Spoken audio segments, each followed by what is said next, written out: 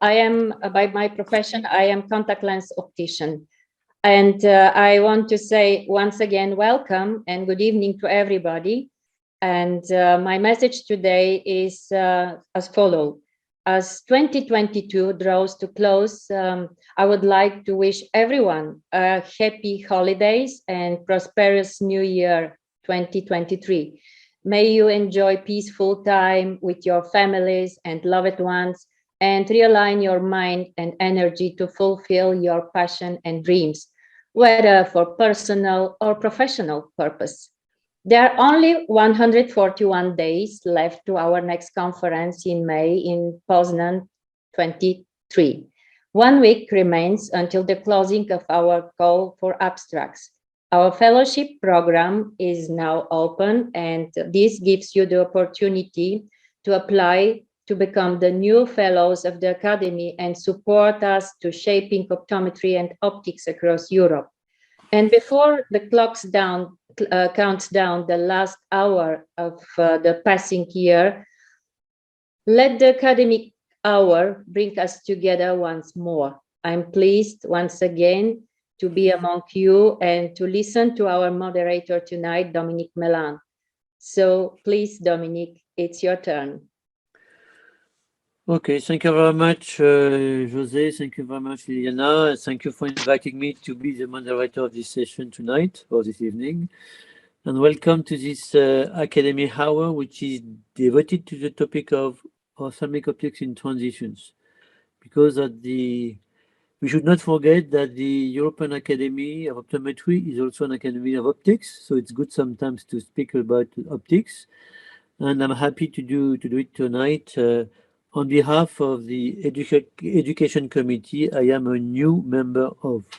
So to introduce myself a bit for some of you that do not know me, you can hear, a French optician and optometrist, and I've been working in the industry for about 40 years in the same company, the Essilor company, Essilor International Company. And I've been focusing mainly all over the years on progressive lenses and on education and training, leading the Essilor Academy Europe for about 10 years. I'm a young retired person now, so I have no longer any links with this company. I think it's important to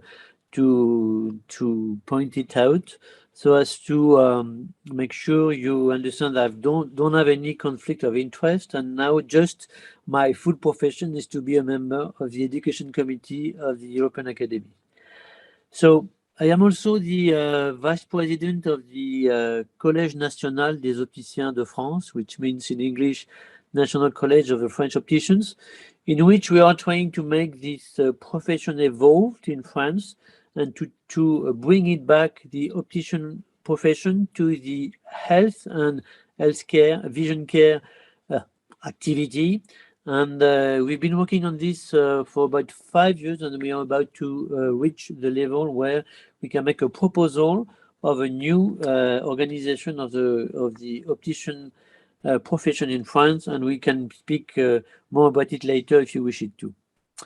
So I have been kindly asked by Liliana, our president, to be the moderator of this session. So I would like to make it as it is in the concept of this Academy Hour, make it interactive. So I prepared 8 questions for you so as to not you sleep behind your computer or not listen to me. And they will be fortunately managed by Jose, that I thank very much for his support in helping me for managing this session. So my first session is very simple. Where are you from? What is your what is your country of origin? And you can answer simply to this question on the chat. Which country are you from? And just for me to know who I am speaking to tonight and who is listening to this third.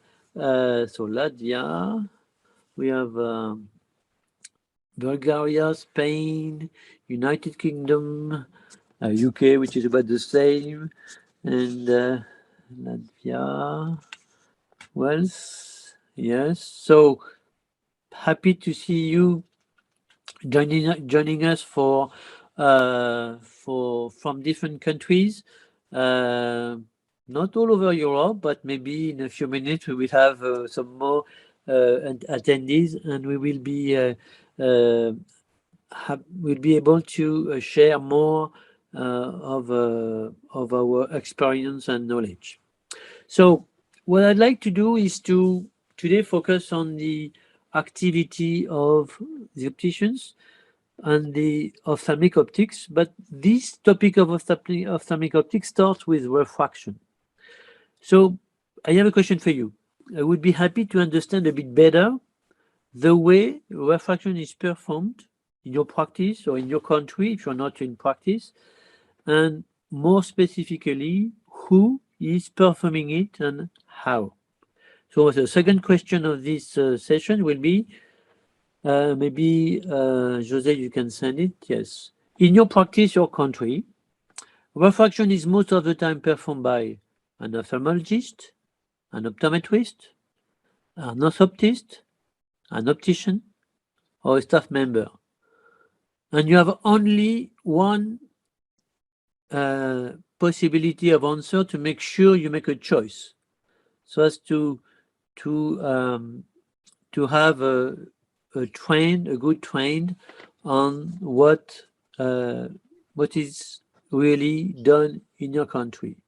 So what we see, we have 18 answers out of 25 persons, that most of the refraction are performed by the optometrist, which is in a certain way, of course, a very good information. But if we comment this question, I think there is not, according to my experience, not a single profession organization all over Europe, since in most countries, refraction are performed by the optometrist, like what we see in your answers. They are sometimes performed by the opticians in some countries. I'm thinking about Germany. And they are sometimes in countries mostly performed by the ophthalmologist, as we can see in our question. And but we should consider that the definition of an ophthalmologist, an optometrist, and optician is not always the same according to the countries. For example, an ophthalmologist in France would never work in an optician practice. What is seen in some European countries, where the ophthalmologists are more acting like optometrists.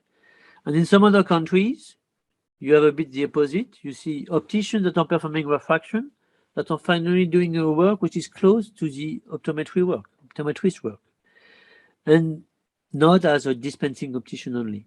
So there are some of differences from the different countries. This is not the place to discuss it today, but because we all know that a lot of work is done for harmonizing the profession in different countries. But good news, refraction is performed by optometrists in most or skilled person like optometrists in all over Europe countries. Now, my question is, which is interesting also, I would like to know is the question number 3, if you can please send it. Did you share the results? Yes. Okay, very good. So my question number 3 is about the way refraction is performed, and especially which instruments or which equipment are used for doing the refraction. The autorefractometer, the trial frame, the manual phoropter, an automatic phoropter, or an automated refraction system. So what I mean by this, manual phoropter, you know what an autorefractometer is, a trial frame and trial lenses too. The manual phoropter is the one you act manually on. The automatic one is the one you add on pressing buttons. And the automated refraction system are some systems that have been quite recently introduced. For example, the iRefract from Visionix, the TS refraction unit from Nidec, the Visionaire phoropter or the Visionaire station from Essilor, the Chronos binocular refraction system from Topcon, and some softwares like the CView software, refraction software in France. But it looks like we have only 5% who answered to that question. Everything is anonymous, so you can. It closed please. before we could answer. Sorry. Really? Yeah. I will ask nor Dominique nor Liliana to answer. I will. It closed. Okay. It closed before Jose Manuel. I was Okay. thinking about it and it closed. I was like, oh. We are going to restart. None of the co-host or host should answer. Yes. Okay. Okay. You can start again. Yes. Oh, say we.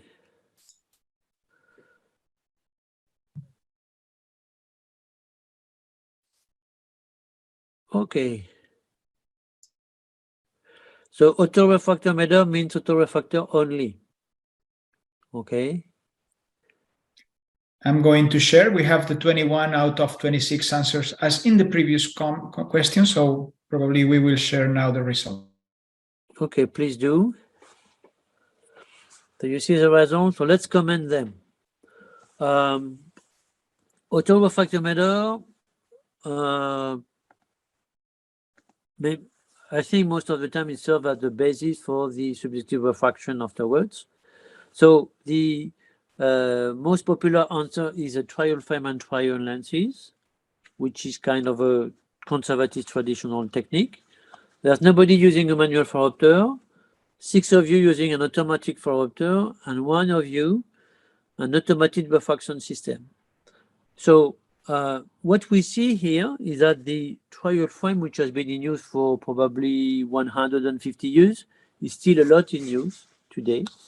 And the technique of refraction which is used, which is still the most used, is the rather traditional one, because with the manual phoropter, with the automatic phoropter, and the trial frame, the refraction technique is about the same. And this is the one which has been in use for many, many years. May I remind you that the fogging technique has been invented in 1925, and the Jackson cross cylinder have been introduced in the early 20th century by Edward Jackson in the US. So what we see here is that there are a lot of traditional, the technique we use for refraction today is still rather traditional, because we only have one person using an automated refraction system among the ones that have been introduced over the last 10 years. Dominique, just a brief comment. There is a comment in the chat saying that, yes, well, might be more than one. Of course, we admit that we use different methods, but this option was forced you to show which is the most common. Okay, very good comment. So maybe you can, maybe we can say the chat. Those of you using the automated refraction system, which one you use, and maybe comment a bit if you wish it to. But I don't see the chat. Can you say which one you use? They haven't answered yet, Dominique. So we just wait for a few minutes. But I think the question is, some people would use an autorefractor to get initial result and then refine it with the automatic phoropter or trial frame and lenses. So it's a combination that maybe some people use. And the question we've been asked, this is hopefully by the end of the session, we may have some kind of idea is what is the most accurate. Dominique has some interesting literature to share with us. Yes, so something at the end I want. Which one's more accurate? Where we put our money. Yes, the thing is, we should be able maybe to make a comparison on unit techniques. But what we know for sure is that today, with the refraction techniques which is used, we all think that the accuracy of the refraction is plus minus a quarter diopter because we use quarter diopter steps, but in fact it is not. And there are several publications that show that the accuracy of refraction today for the patients is between plus minus half a diopter or 3/4 of a diopter. So in a range of 1 diopter, 1/25, 1/50. So which means it's the same patient going to be refracted by, let's say, 40 different optometrists, will have a refraction, we will lie in an area of 1 diopter, which is not that accurate. So we should think that there is kind of a inaccuracy in refraction today that we should consider to improve, because the technique we used are rather old, and we have to improve and to change them, and maybe to adopt the new systems that are made available today. Of course, what we could do at the Academy is to explore and understand the efficiency of those different new automated refraction systems that could probably help to be more accurate. It's not our position to say which one is better today, but maybe we could all share experience on using those new devices. If you want, if there is the person who said you're using the automatic refraction system could maybe share the experience now or later. Okay, so clearly there is room for evolution in terms of technology, refraction techniques, and accuracy of refraction in the marketplace today. Okay, that's for refraction. And we'll see that for dispensing and so about the same. Yes, Rupal. So if we improve our accuracy of refraction, is the technology good enough that a spectacle lenses can be made to that accuracy? Oh, yeah, the control of lens manufacturing is much lower than a quarter diopter. It's about 0.05 diopter. So we can really control, make sure that the target the exact power and make it around it in a very small small range of power. So it's more, the limitation comes more from the refraction accuracy than from the manufacturing accuracy. Okay. That's for sure. And for the manufacturers, it's kind of disappointing to see that the technologies that have is limited by the prescriptions. And this is why we see more and more people coming with more and more companies coming with new techniques that can help to make the refraction maybe more accurate than it is today. And please, I'm asking to José to share 3 articles I have gathered for you, which are showing this. Really, it's not a question of not me saying this. These are what it is observed by several people and that published on that topic. So maybe we can share them now and put a link in the chat. José, can you still do it? Are you still with us? There is a statement in the chat from somebody who says that this is more relating from optometrist approach. We are 3 optometrists working in the same room. You can read it already, or? Yes, I can read it. They say that very good comment. Always have different results for same patients. The variation is around 0.75 diopters, but we use the same instruments. Yes, part of the inaccuracies, if I may say it this way, is coming from the practitioner. Part of it is also the limitation imposed by the instruments that are used. For sure, with a trial frame, with trial lenses per quarter diopter, we cannot reach quarter diopter accuracy. That's the. And there is a comment from Fiona saying the most important aspect of dispensing I have found is the correct fitting of spectacle lens within the frame to match the patient measurements. The refraction means nothing. It's not fitted in its optimum position. Yes, this is the next step. After the first, first measurement, which is the refraction. The second one should be the dispensing and the fitting. And this is the topic we are going to look at now, if you agree. But I think we can think about spending time exploring the new technologies to see how this technology could bring more accuracy in the market. So now let's switch to question number 4 regarding dispensing, because after refraction comes dispensing. So who is doing the refraction in your country or in your practice? Is it done by the optometrist, by the optician, a technical staff member, or a sales staff member? So these are the opticians. Okay, we have 11 results. Thank you for participating. I see you are active. Yeah, that's very interesting. So we had 21 answer out of 25 persons, which is almost the. So what we see that both the optometrists and the opticians are doing the dispensing. There are no specific technical staff members, according to you, but many salespeople are doing the dispensing, and that's something very interesting and very important. And this is really what we see in the practices. I think we can consider that about half of the lenses are dispensed by people that are not really trained as opticians and optometrists, that are sales staff that have been trained in the practice to do the dispensing.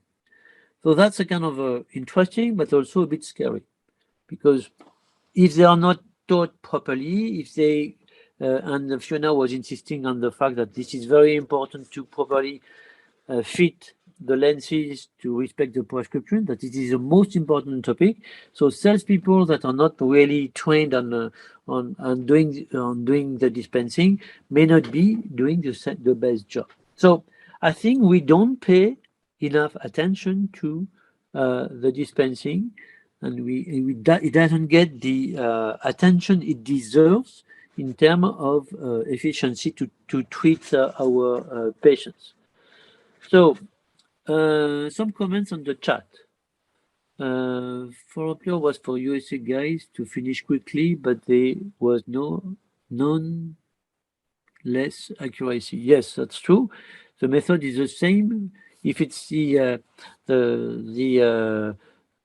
trial frame plus trial lenses or phoropter is about the same, but it's just an easier way to present the lenses. Fiona, potential new topic for a new Academy Hour session. Yes, thank you very much. This is independent on each practice.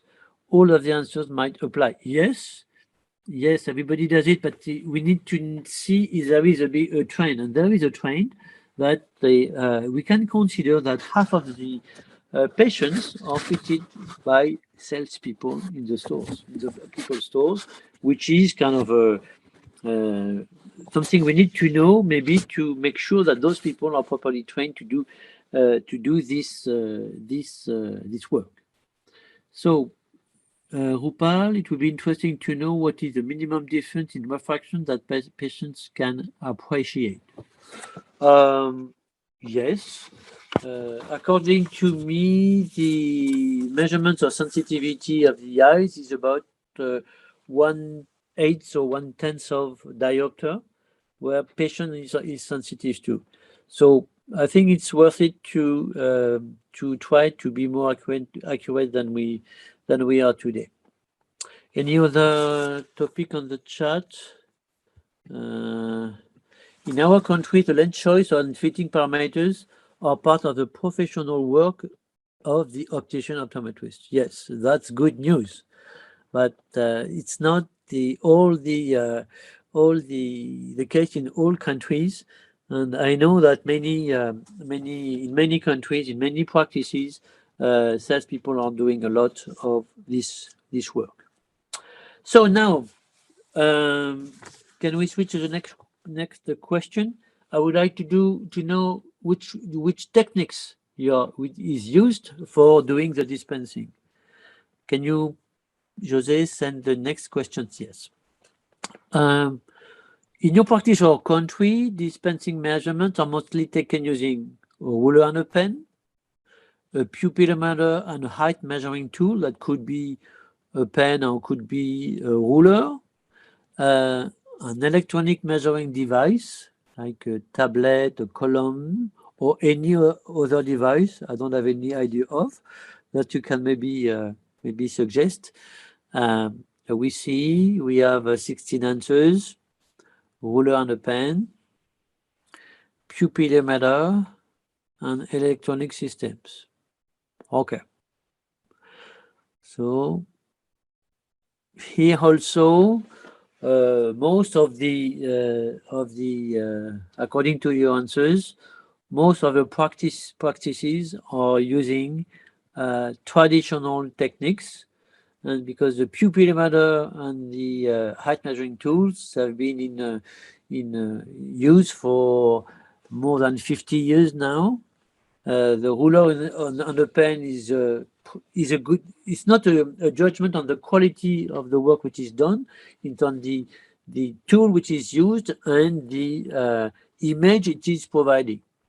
And we see that ruler and a pen and pupillometer and height measuring tools are the most used, and the electronic systems that have been introduced those last 20 years are, and more 10 years, are progressively gaining use, which is really good because they can first be more accurate if they are properly used, and second, they can also provide a better image of the profession, because selling a pair of progressive lenses to a high price with a ruler and a pen is really not providing an impressive impression of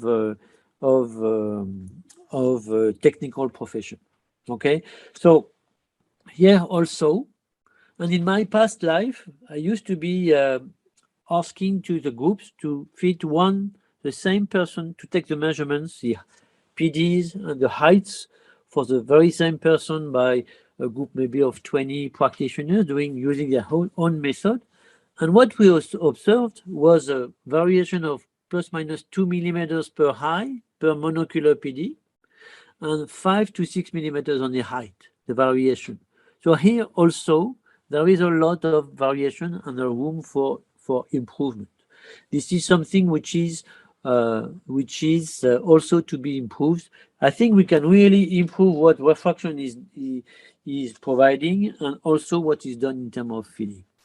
Okay, so and the new tools, maybe you should study them at the academy, are also probably a way to bring some more accuracy in all this work.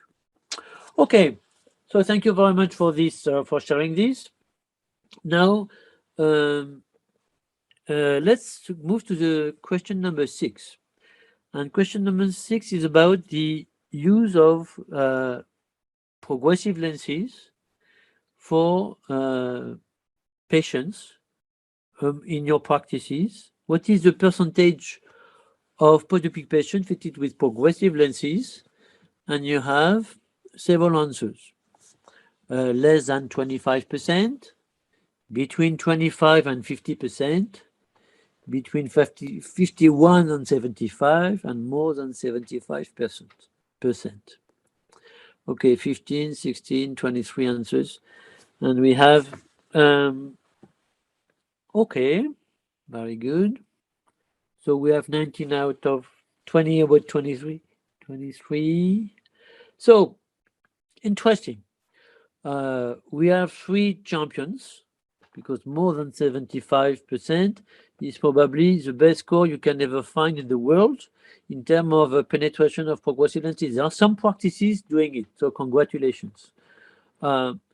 If we take a worldwide statistics, the average use of progressive lenses is between 35 and 40% at the international level. So depending on the countries, it varies a lot. All over Europe, it's about, in average, 50%. I'm very pleased to say that in France, the country where progressive were born is about 70. The use of progressive lenses is about 70%, and in the US it's about 50%, and in some countries it's less. In some other countries it's more, but it's kind of still room for continuing this work. And if we look at it back with the historical point of view, it took 50 years to reach 50%. So 1% a year all over the past 50 years. It's kind of interesting to see how slow the penetration of a new technology or a new type of lenses is quite long because it takes it changes the habits and needs education, training of the professional. And if we think today about the new lenses that are for controlling the evolution of progression of myopia, it will take that time. It will take that probably 50 years to reach 50% of the kids wearing those type of lenses, so to slow down the evolution of their myopia. So, in other words, penetration of new technologies is takes time, and this is normal. But the academy, the Open Academy, can support this so as to help people to better know about the last techniques and the new products and instruments that are made available. And this is linked to my next question number 7, about the use of the last technologies of what I call personalized or biometric lenses. What I mean by personalized, these are the lenses that have started to be introduced in Germany by Zeiss and Rodenstock. Then it's been followed by Essilor and Hoya and all other manufacturers. And the biometric lenses are the lenses that are considering either the eye's position, the shape of the eye, the rotation center, the optical aberrations, and they have been introduced in the last 10 years by Essilor with iCode, by Zeiss with iScription, Rodenstock with big biometric intelligent glasses, OptiSwiss with biometrics, and probably some others I'm not sure I know. And so if we look at the results among the 13 patients, 15 answers, we have, so what you see for lenses that have been started to be introduced 20 years ago or during the 2 past decades, we see about so 28. They are never or almost never used in 28% of cases, less than 10% in 33 cases, 33%. On an occasional basis, 17%. On a regular basis, more than 50%, which is 22%. So it just shows once again that bringing new technology is something which takes time, which is not easy, which is changing the habits and needs some education and training on those new technologies. And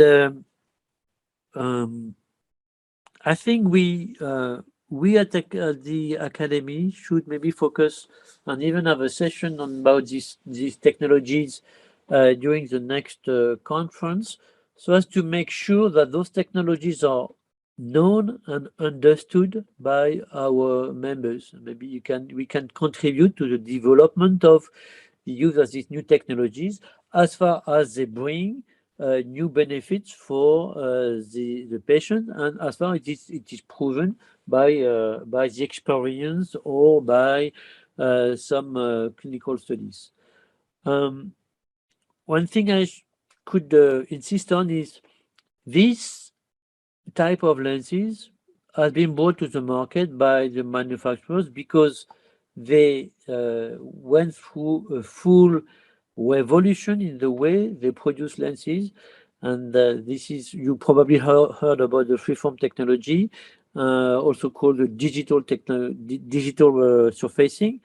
This is a point-by-point technology which makes all the lens manufacturers today able to produce any type of optical surface point by point and to surface it directly. So this way they have an infinity of possibilities, and they started to propose some personalization of lenses that would be more comfortable for reaching better the needs of the patient and being better for their visual comfort. So finally, we see that they are not that much used in the market, according to a very small test we did here in our session. But I think the academy can really support to help these new technologies to be known and shared in the market. Maybe some of you may share your experience. We have an open discussion at the end because we have some time. And what I'd like to do now is for ending this discussion, is to ask you and to share with the others how you see the future. And I have a question number 8 that maybe Jose you can. Okay. So we are at a cross of ways. We don't know what's going to really happen in the future, but I would be happy to get an idea on the way you see it. So what do you think is more likely to happen in optical practices in the future? Will it become more sales and commercial oriented, and we continue the trend we have been observing those last decades? Will it remain as it is today? The optician being the dispensers of vision solutions prescribed by the ophthalmologist and the optometrist? Will the profession of opticians evolve towards more vision services, providing vision screening, prevention, and refraction? And the last option is, will the optician become a decentralized visual examination center, offering full eyes health services under delegation of ophthalmologists and optometrists, or remotely performed by them in the practice of the opticians?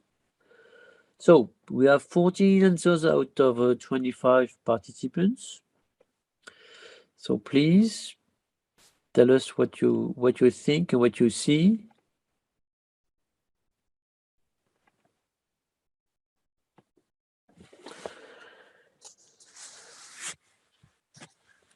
Okay, ending.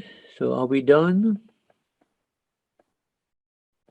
So this is good news. It looks like you consider that the trend in the future will no longer be towards more sales and commercial activities. And you see the profession evolving towards more vision services and more mission of eye care practitioner.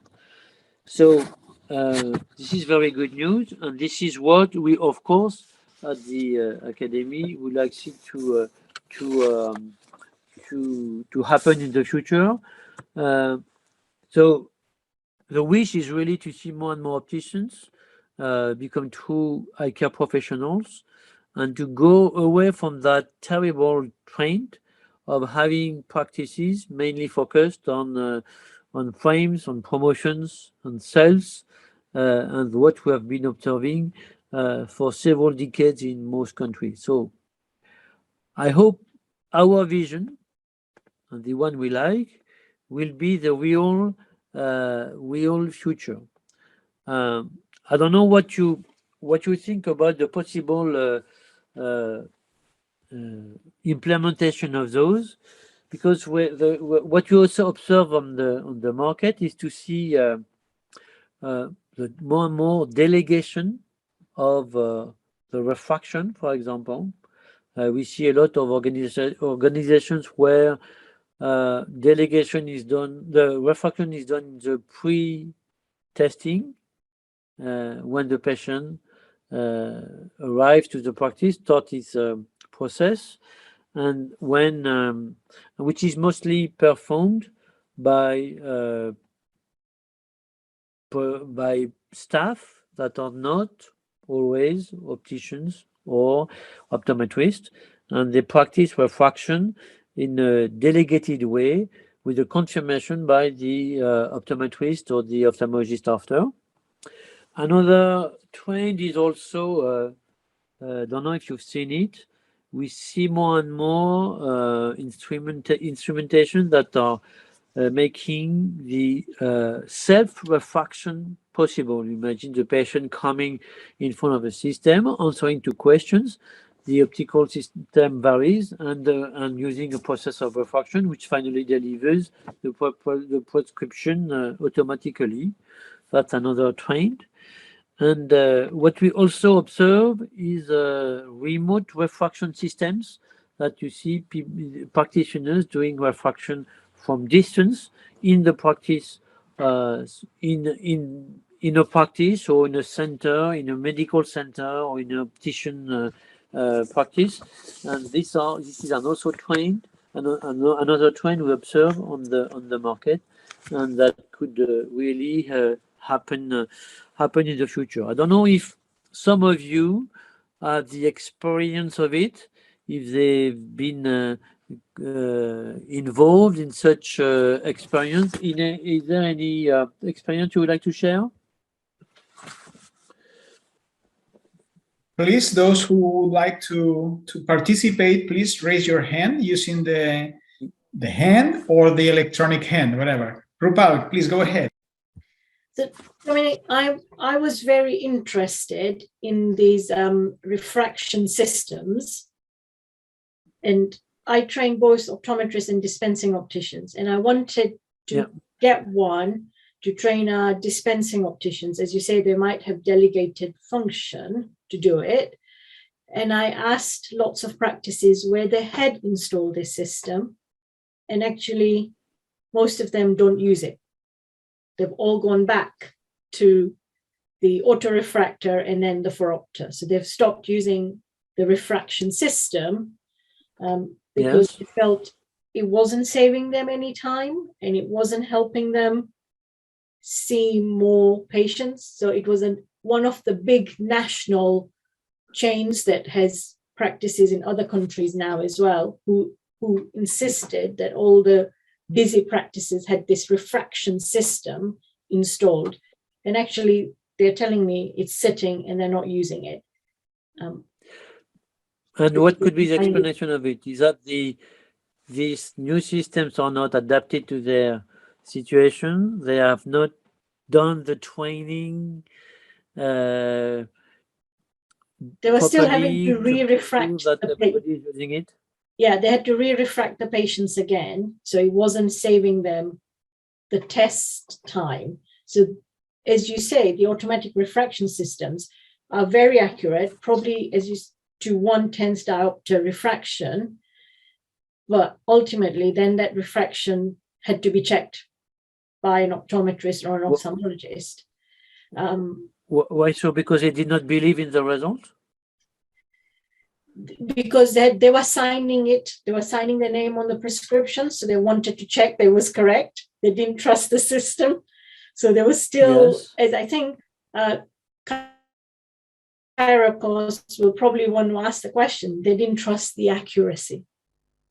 So I'm interested. That's why I joined this. I want to know more. I want to learn more. I want to know more. I want to see what the evidence says, because I want to bring that system in our teaching and training institution. Do you think it's a matter of time to convince people to change to a new technology by having the two systems working together at a time to make sure that the machine is doing the exact same quality work as before? Or is that something which is not adapted definitely not adapted for the practices today.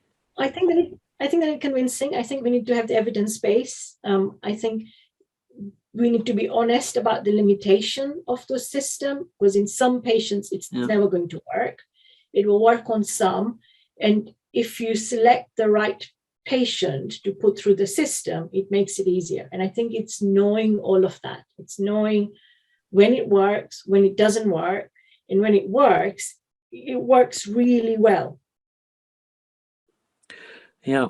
So how can we, or can the system could be organized to bring the support and make sure the accuracy will be as good as before or Dominique, as bad as before?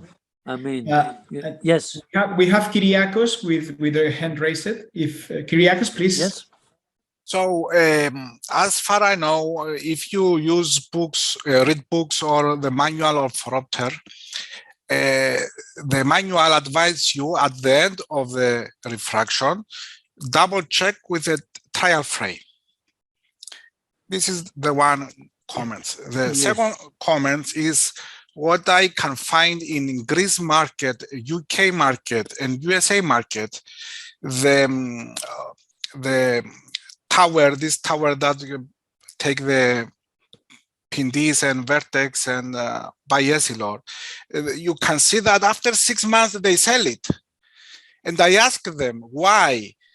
The first they mentioned that it took me 45 minutes to take the measurement, and second is less accurate. But first is that they spend 45 minutes. My third comment is a lot of web page prepared to make the eye test from your house by a robot and pay €10. Thank you. Okay, thank you for your comments on this this experience. I don't know if there are some other participants you would like to share. Yes, Dominique, we have Liliana. Yes. Liliana, please connect your mic. So what Kyriakos say, I agree with him so far. We see that technology have a significant impact in the provision in our optical service, not only in the optometric service, and several changes have already started. We talk about distance or remote refraction. You might sit or live in Australia, and your patient or your customer may live in the States or in Canada, and you can do this from a distance. But we have also these opportunities to order glasses online. What about this future? Will the client be happy with those ordered glasses online?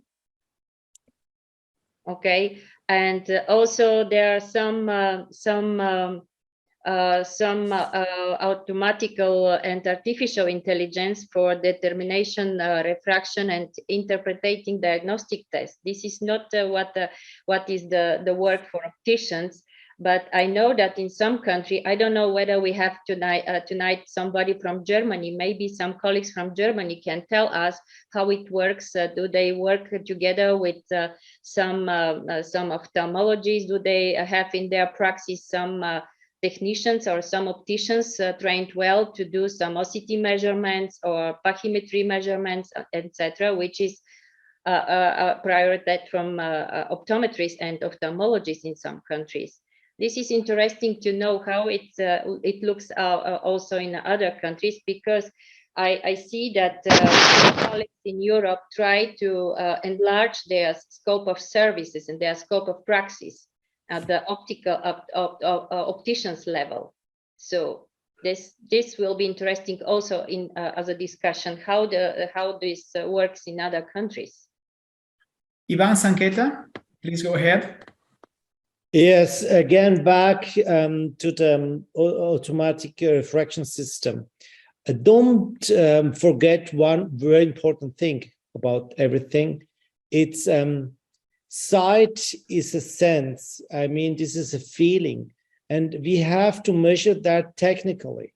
And this is the biggest, I think, aim to get good results. So I saw the responses having through optometrists using the same devices having such huge difference in refraction.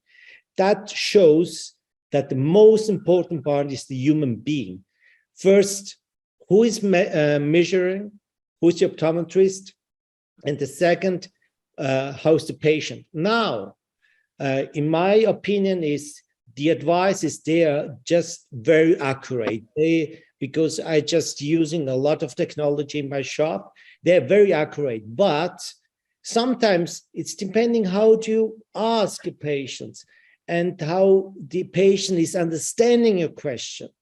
And sometimes they are very, very afraid to make tests, you know that, because they don't have, it's just a test, and the test is sometimes a stress factor. Yeah. So I think the most important thing, because sometimes that kind of devices doesn't work, they don't work, are just most the human component. Yeah. So I think we have to advise the optometrists how to use them properly. And I think this is one of the most important things. Now, of course, technology is very important for our profession. So again, I use a lot of electronic stuff, very new stuff, very from technology and everything, and they're really accurate. But you have a difference between objective refraction and subjective refraction. And one most important thing before I start do refraction is anamnesis. What's the reason they are there? So there is one type of refraction and the other type of refraction. I think we have just compared different systems and methods to doing refraction. And I think in different countries, they are different. You have 5 minutes refractions. I mean, I can do in 5 minutes a refraction, but what kind of quality do you have in that? Binocular vision, blah, blah, blah. So my answer very shortly, it's depending who from a person. It's not yet wise. It's depending on the people. So thank you very much, Ivan. Yes, for sure, refraction is very subjective, and it's we say it's even double subjective because there is a subjectivity of the practitioner on top of the subjectivity of the patient. And there are, of course, limitations given by the patients that are stressed because they are in a certain way taking an exam. They are taking an exam when they come to you, and this is a real challenge for them. Yes, fully agree with your comment. Human, but it's also the good thing of working on human purpose. We have okay. Just a quick comment.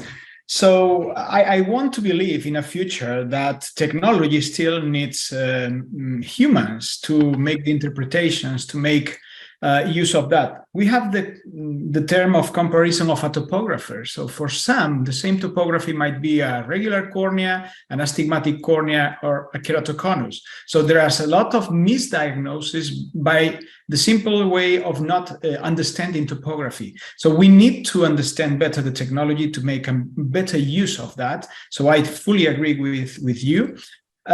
In the future, probably the mechanical part, because of course it is a question of interpretation in everything that has to be do with sight. I agree with Ivan.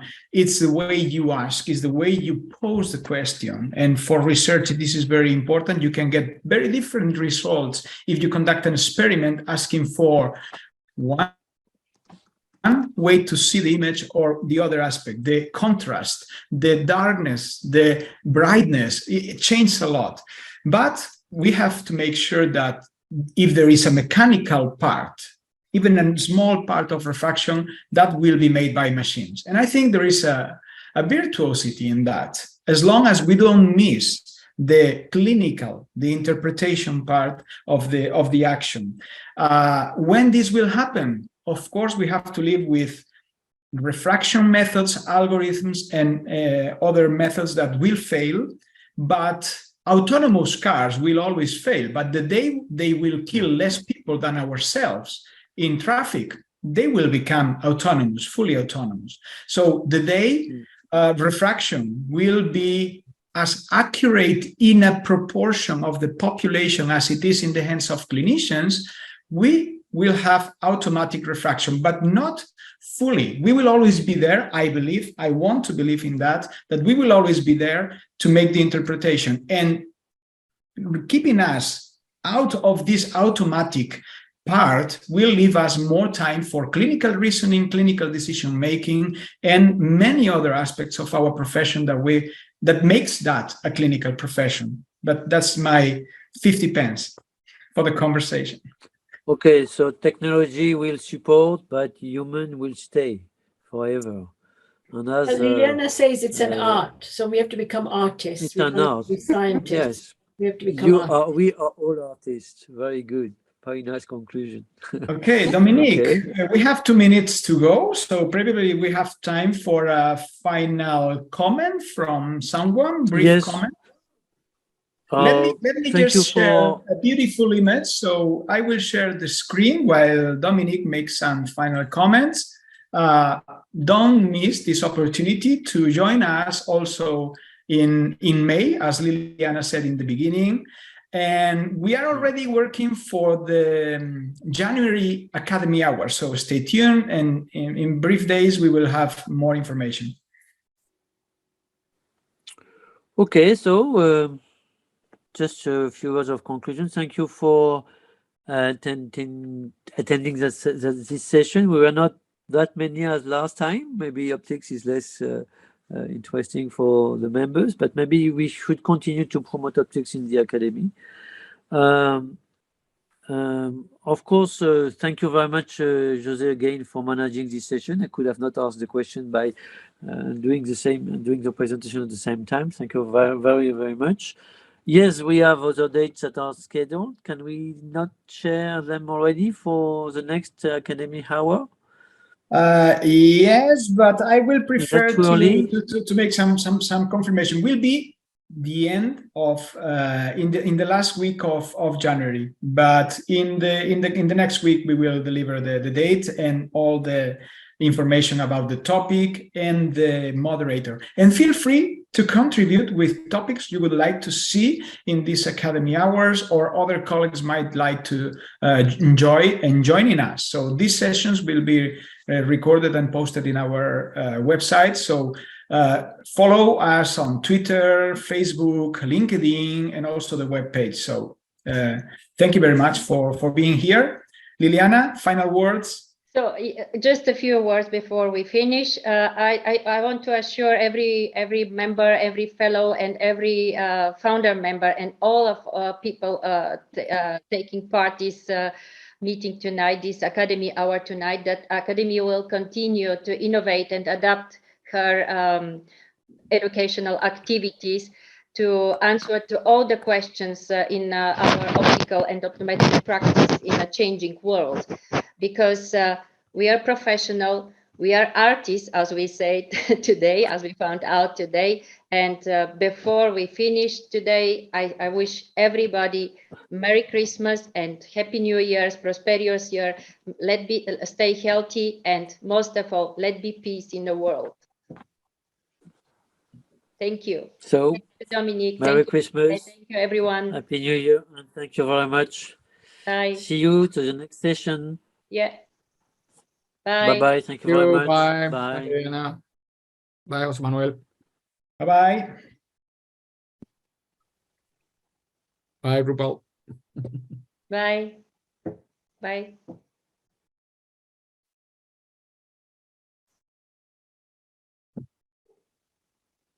So